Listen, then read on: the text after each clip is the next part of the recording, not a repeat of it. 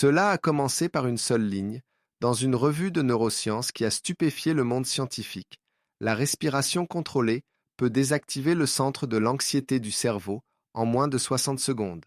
Lorsque le docteur Evan Lyra, neuroscientifique de Stanford, a lu ces mots, il ne les a pas crus, jusqu'à ce qu'il voie ce qui se passait dans son laboratoire. Une patiente qui souffrait de crises de panique chronique depuis des années était connectée à des moniteurs cérébraux. En moins d'une minute de suivi d'un rythme respiratoire spécifique, son amygdale, le centre de la peur du cerveau, a commencé à s'apaiser. Son rythme cardiaque a ralenti, ses muscles se sont détendus et ses ondes cérébrales sont passées à un état de calme, rarement observé sans médicaments. Le docteur Lyra a réalisé quelque chose de profond. La clé du contrôle émotionnel avait toujours été sous nos yeux, littéralement. Pendant des milliers d'années, moines, yogis et guérisseurs ont parlé du souffle comme du pont entre le corps et l'esprit. Mais la science prouvait désormais ce que les anciens savaient déjà. Nous vivons dans un monde qui glorifie la vitesse, la distraction et la stimulation sans fin. Et cela étouffe discrètement notre paix. Mais une nouvelle découverte en neurosciences révèle qu'avec une simple pratique quotidienne, vous pouvez recabler votre cerveau anxieux en seulement 7 jours. L'anxiété est devenue l'épidémie silencieuse du monde moderne. Elle se cache derrière des sourires polis, des emplois du temps chargés et un défilement incessant sur des écrans lumineux. Chaque jour, des millions de personnes se réveillent déjà fatiguées, leur cœur battant la chamade avant même d'avoir consulté leur téléphone. Elles ressentent un courant sous-jacent constant de malaise, que quelque chose ne va pas, bien qu'elles ne puissent pas nommer quoi. Nous appelons cela le stress, l'épuisement professionnel, la rumination, mais sous ces mots se cache une vérité. Nos esprits ont oublié comment se reposer. Nous vivons à une époque d'hyperstimulation. Les notifications, les échéances et les pressions sociales ont détourné nos systèmes nerveux. Le corps a évolué pour faire face à un tigre de temps en temps. Maintenant, il fait face à des tigres invisibles chaque minute. La même alarme biologique qui a jadis sauvé nos ancêtres sonne maintenant constamment, déclenchée non pas par des prédateurs mais par des emails, des titres de presse et le doute de soi. Le résultat? Un cerveau bloqué en mode survie, et nous essayons de le réparer de la mauvaise manière. Nous nous engourdissons avec des divertissements, de la caféine ou des pilules qui promettent la paix, mais ne la livrent jamais. Nous nous disons de penser positif, mais on ne peut pas outrepasser la biologie par la pensée, car l'anxiété ne commence pas dans vos pensées, elle commence dans votre respiration. Tant que nous ne changerons pas notre façon de respirer, nous continuerons à répéter la même boucle de panique, peu importe à quel point nous la combattons. Pour comprendre l'anxiété, nous devons entrer sur le champ de bataille du cerveau, un endroit où des millions de signaux se disputent le contrôle à chaque seconde. Au cœur de cette guerre se trouve une petite structure en forme d'amande appelée l'amygdale. Ce minuscule organe est votre système d'alarme intégré, conçu pour détecter le danger et inonder votre corps d'énergie pour survivre. Lorsqu'une voiture fait un écart vers vous ou qu'un chien bondit inopinément, l'amygdale se déclenche instantanément, libérant de l'adrénaline et du cortisol, vous préparant à combattre, fuir ou figer. Mais dans le cerveau anxieux, ce système d'alarme est défectueux. Il continue de sonner même lorsqu'il n'y a pas de danger. L'amygdale devient hypersensible, réagissant de manière excessive à des choses simples, une sonnerie de message, une situation sociale, une seule pensée négative. Et chaque fois qu'elle se déclenche, votre respiration change. Elle devient superficielle, rapide et irrégulière. Ce schéma signale au cerveau que vous êtes en danger, créant une boucle de rétroaction vicieuse. L'anxiété altère votre respiration et votre respiration renforce l'anxiété. Avec le temps, cette boucle recable votre cerveau. Le cortex préfrontal, la partie rationnelle qui prend les décisions, perd son emprise. Le corps reste inondé d'hormones de stress, le rythme cardiaque s'accélère, la digestion ralentit et le sommeil devient fragmenté. vous commencez à vivre en mode constant, de combat ou de fuite, prisonnier de votre propre biologie. Le plus tragique, vous n'êtes en réalité pas en danger. Votre cerveau a juste oublié comment respirer calmement et il se noie dans de fausses alertes. Il existe une fonction dans le corps humain qui se situe entre le chaos et le contrôle, la respiration. Contrairement à votre rythme cardiaque ou à votre digestion, la respiration est à la fois automatique et volontaire. Vous pouvez la laisser se faire d'elle-même, ou vous pouvez en prendre le contrôle à tout moment. Ce simple fait de la respiration la seule porte d'entrée entre votre esprit conscient et votre corps inconscient. C'est le pont entre ce que vous pouvez contrôler et ce qui vous contrôle. Les traditions anciennes connaissent ce secret depuis des milliers d'années. Les maîtres yogis en Inde l'appelaient pranayama, la science d'étendre la force vitale par la respiration.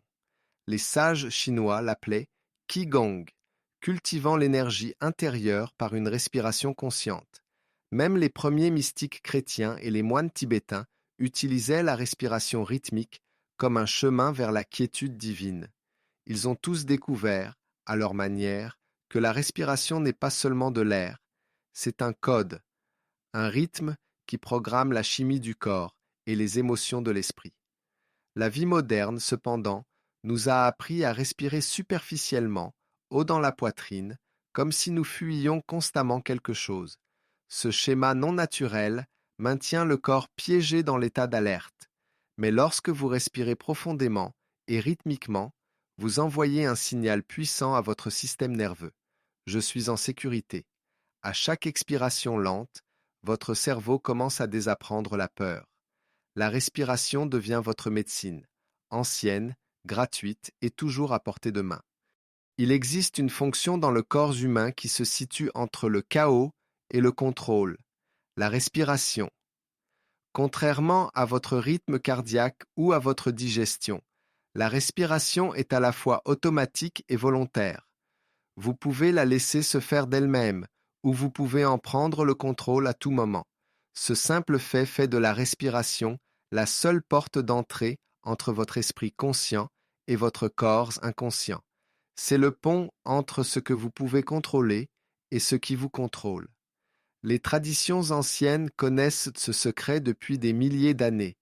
Les maîtres yogis en Inde l'appelaient pranayama, la science d'étendre la force vitale par la respiration.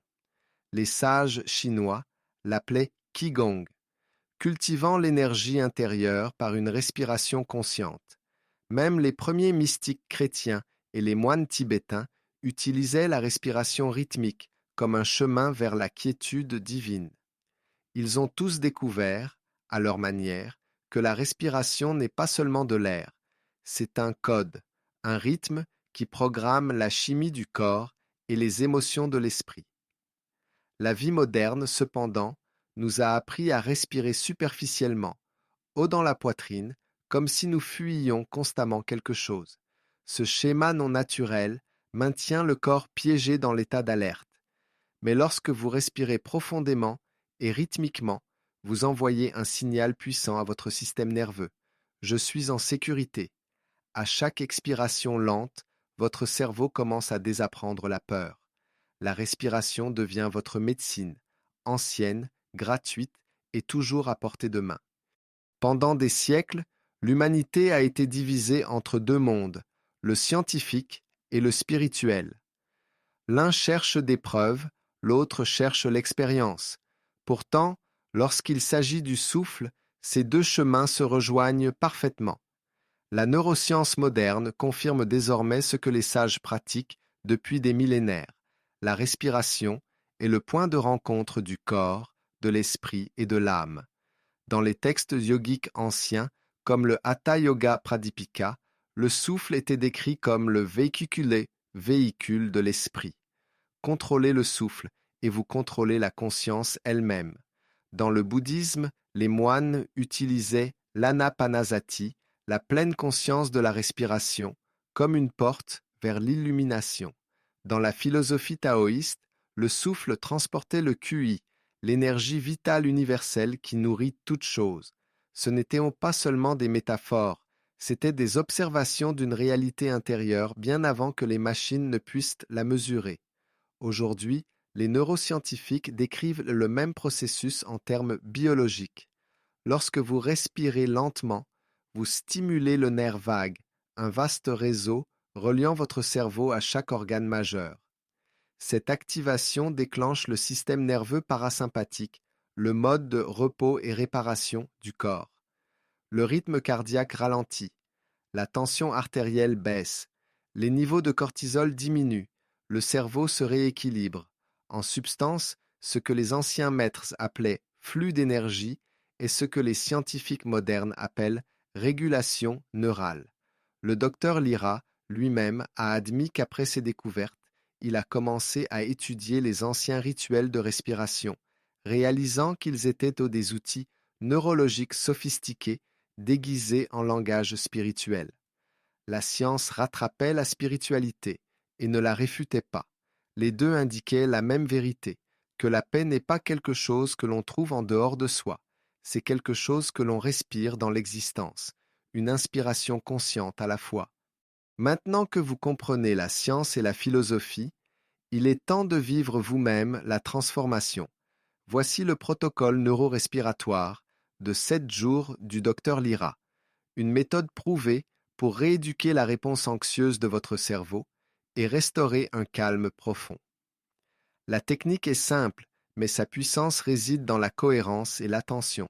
Traitez cela non pas comme un exercice, mais comme un rituel quotidien de retour à soi. Trouvez un espace calme où vous ne serez pas dérangé.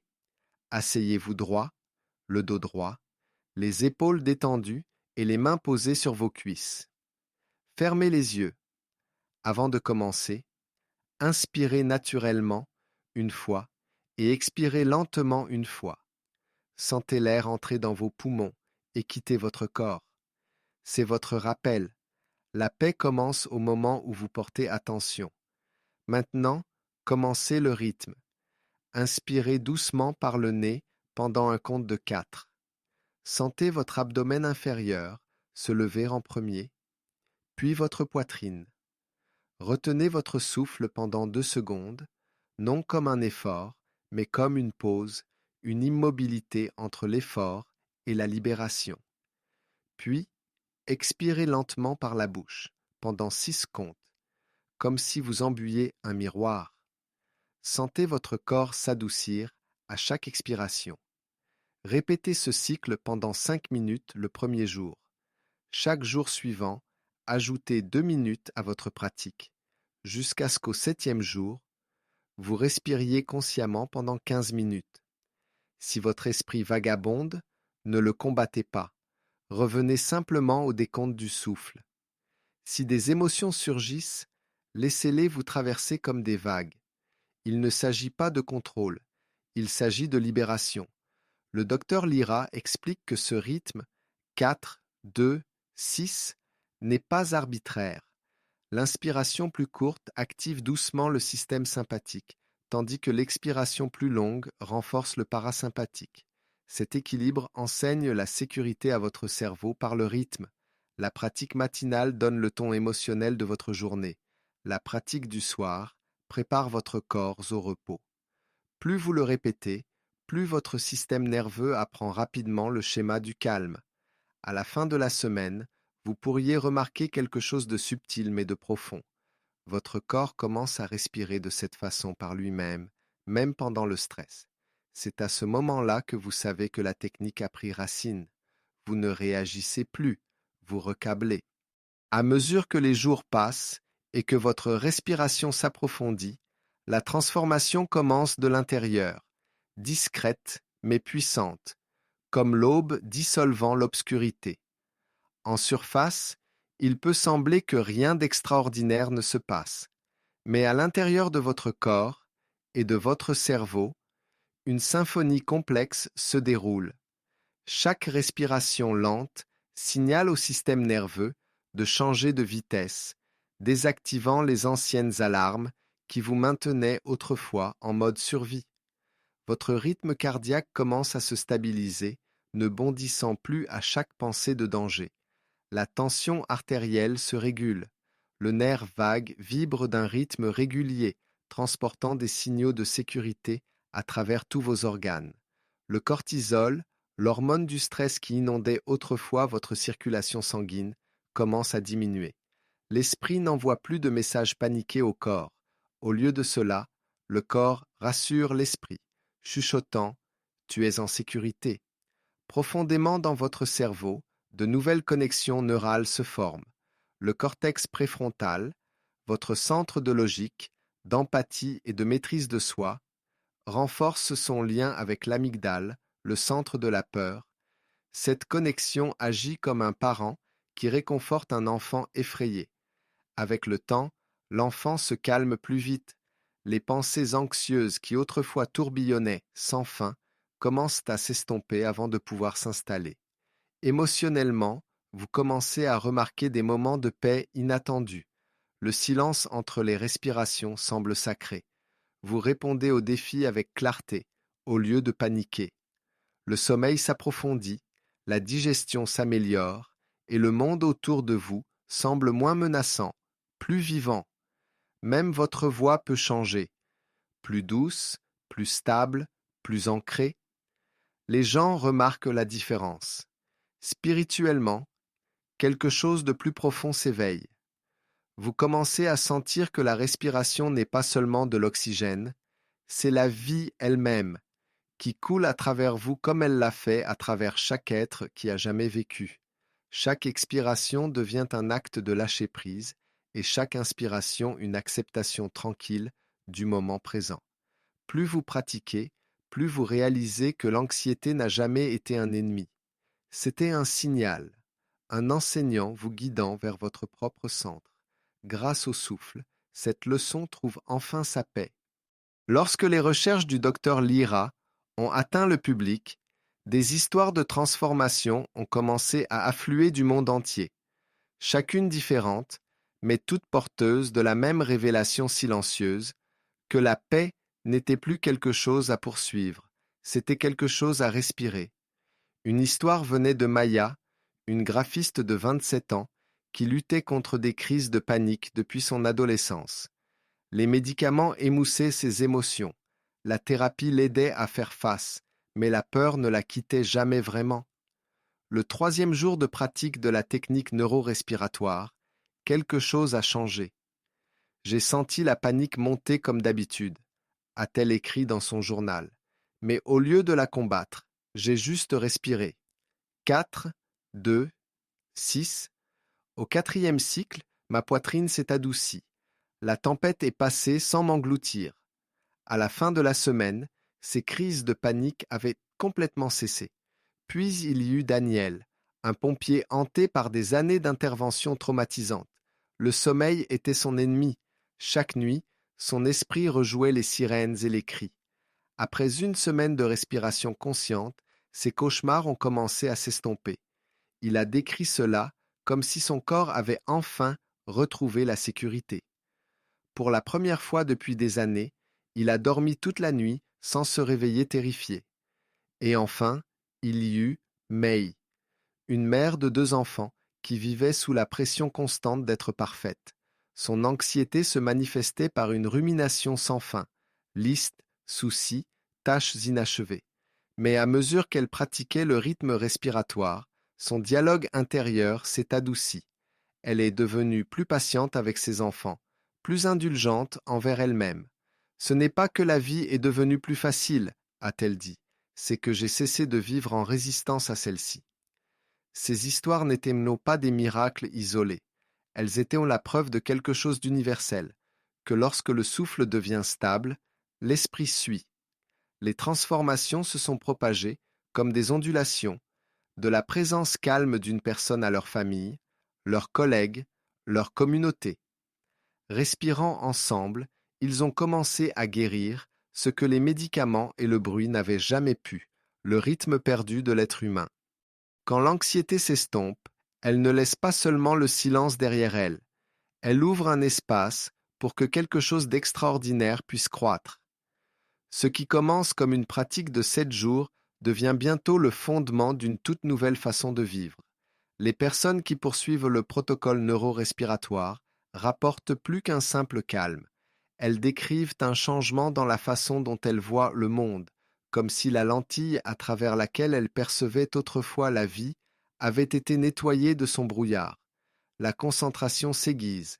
Les tâches qui semblaient autrefois accablantes deviennent faciles parce que l'esprit n'est plus dispersé dans 1000 directions. Vous commencez à prendre des décisions avec clarté plutôt qu'avec peur.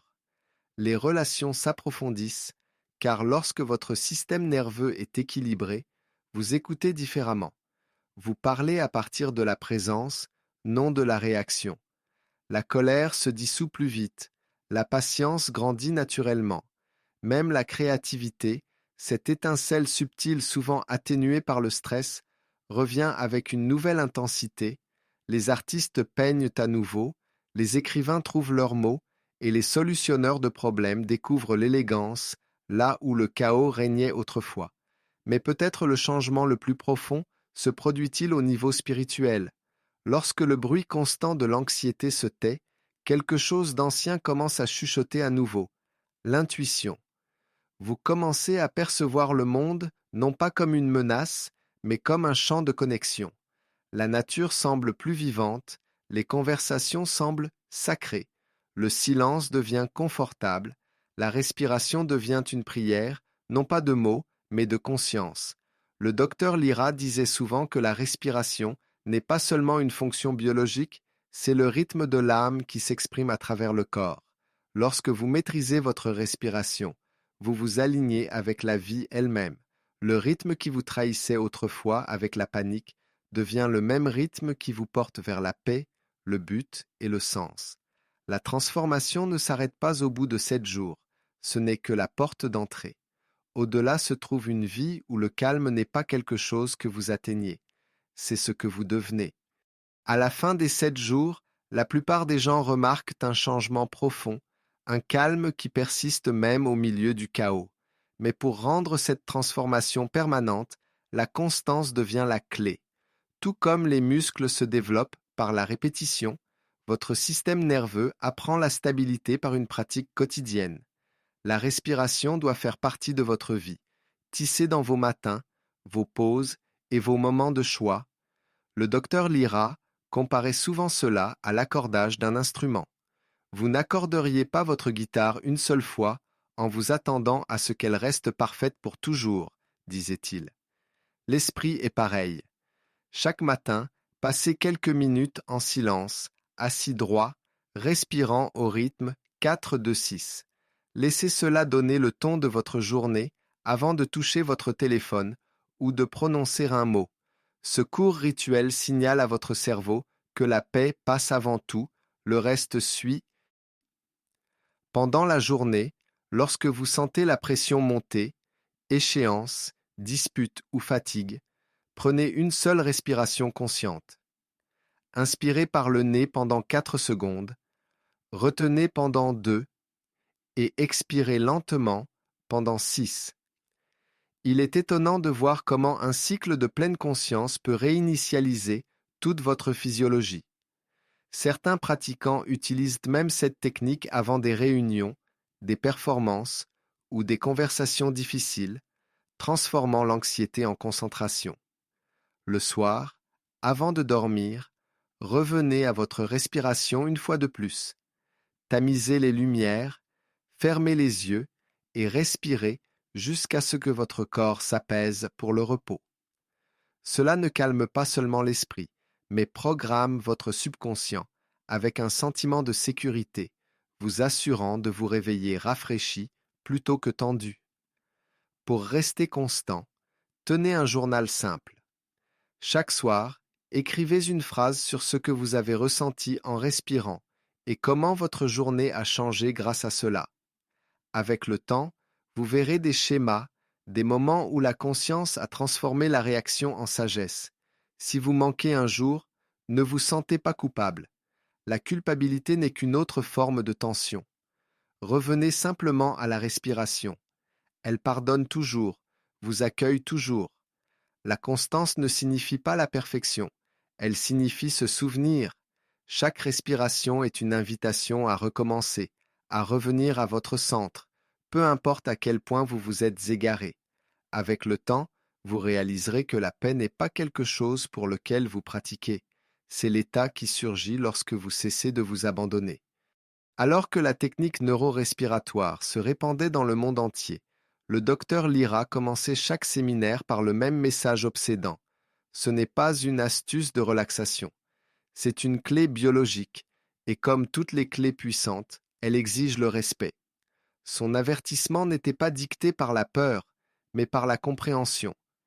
La respiration, expliquait-il, est le moyen le plus direct d'influencer la chimie du cerveau. Utilisée négligemment, elle peut remuer des émotions que vous avez enfouies pendant des années. Utilisée judicieusement, elle peut vous libérer.